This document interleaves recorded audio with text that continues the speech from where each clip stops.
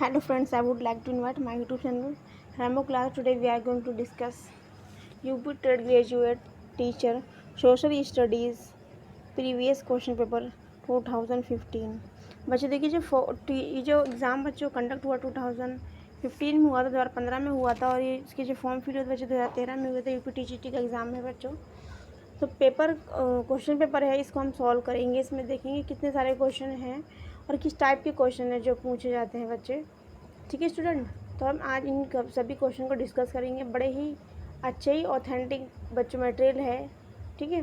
और कई बार ऐसा होता है एग्ज़ाम में काफ़ी सारे क्वेश्चन इनमें से ही पूछ लिए जाते हैं, तो ठीक है स्टूडेंट, तो हम इनको बहुत अच्छे से डिस्कस करेंगे। ओके स्टूडेंट, चलिए क्वेश्चन नंबर 1 को हम देखेंगे। पहले हम इनको वन लाइनर टाइप में याद कर लेंगे, उसके बाद में जो हमारे 3 ऑप्शन जो बचेंगे उनको हम बुक में कॉपी में इसको सर्च करके ढूंढ करके ये किस चीज़ से रिलेटेड, उसके बाद में हम इसको वन लाइनर करके पढ़ेंगे। अभी हम इनको देखेंगे।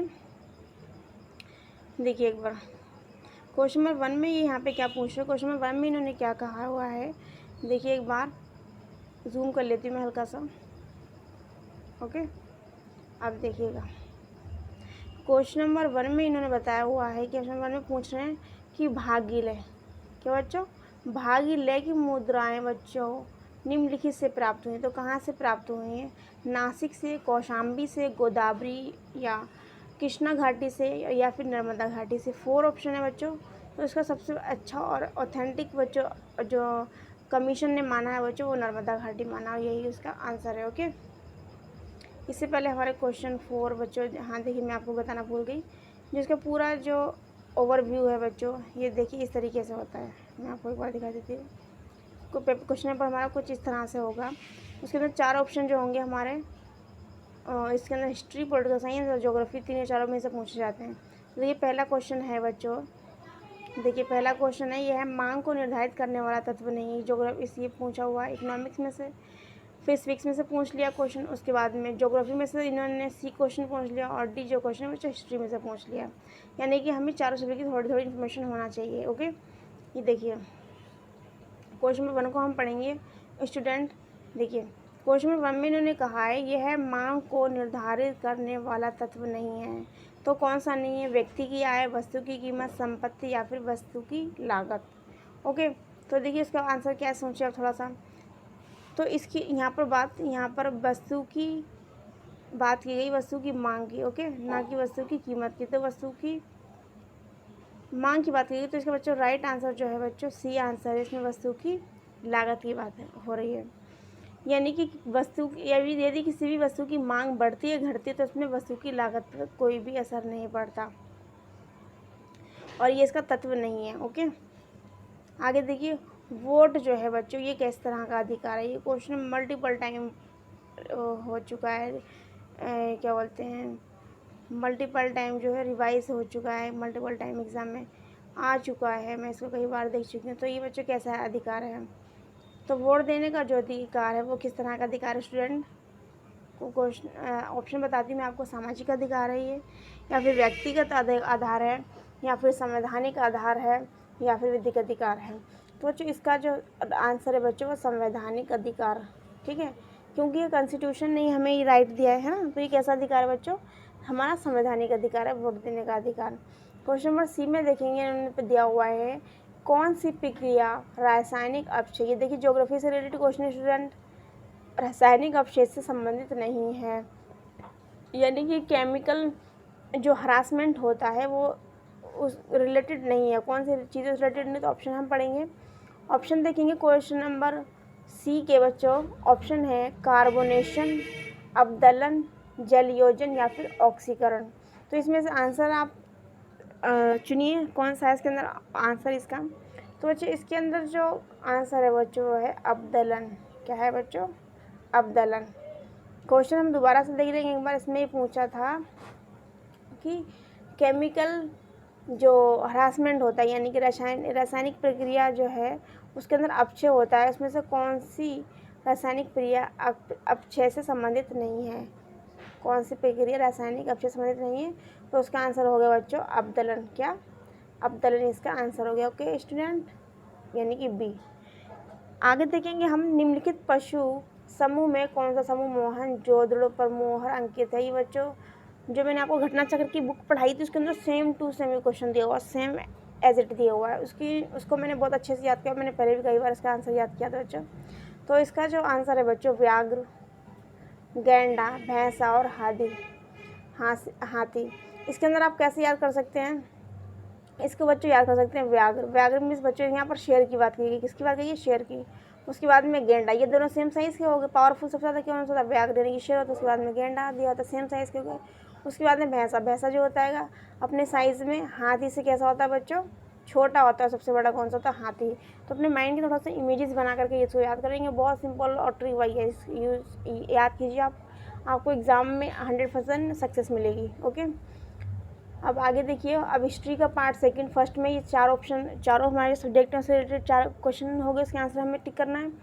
सेकंड जो भाग सेकंड है बच्चों, उसके अंदर देखिए हमारा मेन सब्जेक्ट होगा, उसको हमें करना। तो मेरा मेन सब्जेक्ट बच्चों हिस्ट्री, तो हिस्ट्री का क्वेश्चन डिस्कस करेंगे। ओके स्टूडेंट, ध्यान से समझेंगे। देखिए मैं हल्का सा बड़ा कर लेती हूँ क्वेश्चन को। भागलिए की मुर्दाएं निम्नलिखित से प्राप्त होती हैं। तो किससे प्राप्त होती हैं? तो बच्चों वो होती है नर्मदा घाटी से। नर्मदा घाटी से क्या प्राप्त होती है बच्चों?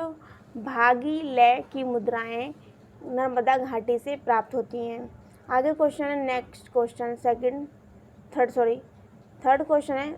ऊपर जो हमने अभी तक पढ़े हैं 4 ऑप्शन, भाग 1 में वो एक, उस क्वेश्चन को हम एक ही बोलेंगे। 1 का ए, 1 का बी, ये देखिए लिखा हुआ 1 का ए, 1 का बी, 1 का सी, 1 का डी। ठीक है, चारों सब्जेक्ट से रिलेटेड हमारे क्वेश्चन है। उसके बाद में क्वेश्चन नंबर है 4, किस भाषा में विजयनगर के शासक कृष्णराय देव, देख लीजिए मैं दिखा देती हूँ आपको, कृष्णराय देव, एक सेकेंड, ये लिखा हुआ कृष्णदेव राय ने अपने सुप्रसिद्ध ग्रंथ, अब सुप्रसिद्ध ग्रंथ का नाम भी आ सकता है। सुप्रसिद्ध ग्रंथ जो है बच्चों नाम है उसका आमुक्तमाल्यदा। ये बच्चों बड़ा नाम है तो उसको हम शॉर्ट करके याद करेंगे। ओके, जिससे हमारे माइंड के अंदर अच्छे से याद रहेगा, बड़ा नाम है ये। तो ये इसमें पूछा है कि जो कृष्णदेव राय ने जो अपना जो सबसे ज़्यादा फेमस जो ग्रंथ लिखा था उसका नाम क्या है? आमुक्तमाल्यदा। उस किस लैंग्वेज में लिखा गया था ये पूछा गया है। तो इस किस लैंग्वेज में लिखा गया? वो लिखा गया बच्चों तेलुगु में। ओके स्टूडेंट, नेक्स्ट क्वेश्चन देखेंगे। सुभाष चंद्र बोस के त्यागपत्र के बाद भारतीय राष्ट्रीय कांग्रेस का अध्यक्ष कौन बना? तो सुभाष चंद्र बोस ने बच्चों 2 बार त्यागपत्र दिया था। एक दिया था 1939 में, एक दिया था 1940। तो जब 1930 में दिया था उसमें बने थे राजेंद्र प्रसाद, डॉक्टर राजेंद्र प्रसाद बने थे इसके अध्यक्ष, इसके कांग्रेस के अध्यक्ष। उसके बाद में जो 1940 की अगर हम बात करें, 1940 की अगर हम बात करें तो उसमें जो बने थे वो कौन बने थे? मौलाना अबुल कलाम आज़ाद, मौलाना अबुल कलाम आज़ाद। ओके स्टूडेंट, तो यहाँ पर इन्होंने डेट नहीं दी हुई है, इन्होंने पूछा नहीं हो कौन फर्स्ट वाले का 1939 का नहीं इन्होंने बताया, 1940 का बताया। तो हमें इसका आंसर जो है बच्चों वो 1914 के मुताबिक देंगे, क्योंकि लास्ट में ऐसा ही हुआ था। फर्स्टली इन्होंने कोई पूछा वो नहीं है डेट डिक्लेयर करके। तो हम इसको जो आंसर करेंगे बच्चों, देखिए इसका आंसर क्या करेंगे। इसका जो आंसर है बच्चों वो क्या होगा? सी। क्या होगा? सी इसका आंसर है। किसका? कि सुभाष चंद्र बोस के त्यागपत्र के बाद भारतीय राष्ट्रीय कांग्रेस के अध्यक्ष कौन बने? तो बने Maulana Abul Kalam Azad. Okay, next question देखेंगे स्टूडेंट। मिर्ज़ा राजा की मुगल पदवी किसे प्रदान की गई थी? तो किसको प्रदान की गई थी? तो राजा जयसिंह, इनके नाम के आगे क्या रखा था? राजा जयसिंह को ये मुगल पदवी प्रदान की गई थी। आगे देखेंगे क्वेश्चन नंबर 7। क्वेश्चन नंबर 7 में है वली और अमीर के पदों को किसने डिफ्रेंशिएट किया था, पृथक किया था, अलग किया था? तो वली और अमीर के पदों की यहाँ पर बात हो रही है, इनको किसने अलग किया था? तो किसने अलग किया था देखेंगे यहाँ पर ऑप्शन में। देखेंगे पहला ऑप्शन है हमारा बलबन, सेकंड ऑप्शन है मोहम्मद तुगलक, अलाउद्दीन खिलजी, और फोर्थ ऑप्शन है हमारा गयासुद्दीन तुगलक। तो इसका सबसे बेहतर जो आंसर है बच्चों, जो कमीशन ने माना है वो उसको माना है मोहम्मद तुगलक। किसको? मोहम्मद तुगलक। कहीं कहीं पर मोहम्मद बिन तुगलक भी लिखा होता है, तो उसमें कंफ्यूज नहीं होना है। अकबर ने फर्जंद की उपाधि किसे दी थी? अकबर ने फर्जंद की जो उपाधि दी थी, बीरबल को, या फिर मिर्ज़ा अब्दुल रहीम खान खाना को, मिर्ज़ा मनोहर शेखावत, या फिर राजा मान सिंह। तो राजा मान सिंह को क्या दी थी? फर्जंद की उपाधि किसने दी थी? अकबर ने। क्वेश्चन नंबर 9 देखेंगे। क्वेश्चन नंबर 9 में क्या लिखा हुआ है? दिल्ली सुल्तान ने हिंदू योगियों और मुस्लिम फ़कीरों से बातें की। वह कौन सा शासक था, कौन सा ऐसा सुल्तान था जिसने हिंदू योगियों और मुस्लिम फ़कीरों से बात की थी? वो कौन था बच्चों? तो वो थे मोहम्मद बिन तुगलक। देखिए यहाँ पे मोहम्मद तुगलक लिखा हुआ है। क्वेश्चन नंबर 7 के आंसर में बी में अभी मैंने पढ़ा है, और यहाँ पे लिखा है मोहम्मद बिन तुगलक। तो आपको मोहम्मद बिन तुगलक देख लीजिए एक बार, मोहम्मद बिन तुगलक या फिर मोहम्मद तुगलक में क्या करना है? कंफ्यूज नहीं होना है। ओके, क्वेश्चन नंबर नेक्स्ट देखेंगे। क्वेश्चन नंबर नेक्स्ट में क्या दिया हुआ है? 1857 में अंग्रेज़ों के विरुद्ध जिहाद का प्रचार किसने किया था?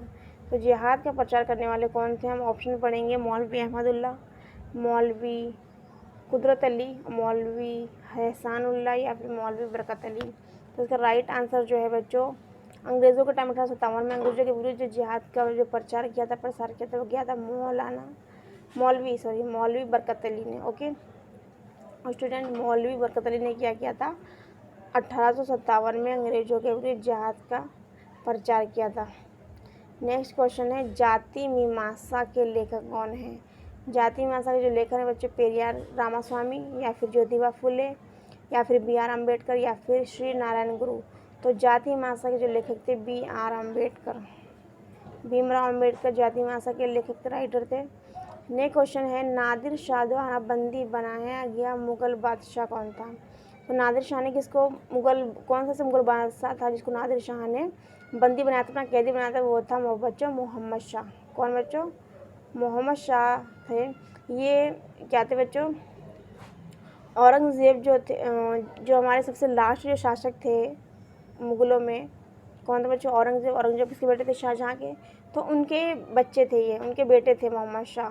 ठीक है, फ़ारूक शेर बहादुर शाह, जहांगीर शाह। तो उनको सबसे ज़्यादा इनका जो शासन काल था, बहुत ज़्यादा इनमें आपस में लड़ाई झगड़े होने लगे थे, तो बहुत ज़्यादा वीक हो गया था, तो जिसकी वजह से नादिर शाह ने इनको बंदी बना लिया था। ओके, आगे देखेंगे।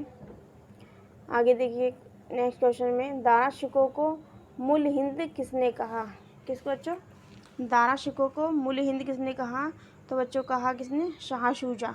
शाह शुजा ने क्या कहा? देख लीजिए, शाह शुजा इसका राइट आंसर है। शाह शुजा ने दारा शिकोह को मूल हिंद कहा।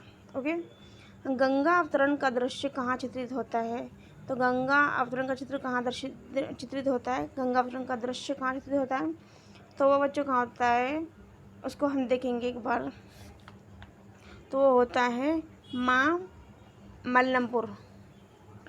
मल्लमपुरम में, यानी कि साउथ की यहाँ बात हो रही है। गंगा अवतरण का दृश्य है बच्चों माँ मल्लमपुरम में चित्रित होता है। आगे देखेंगे नेक्स्ट क्वेश्चन को।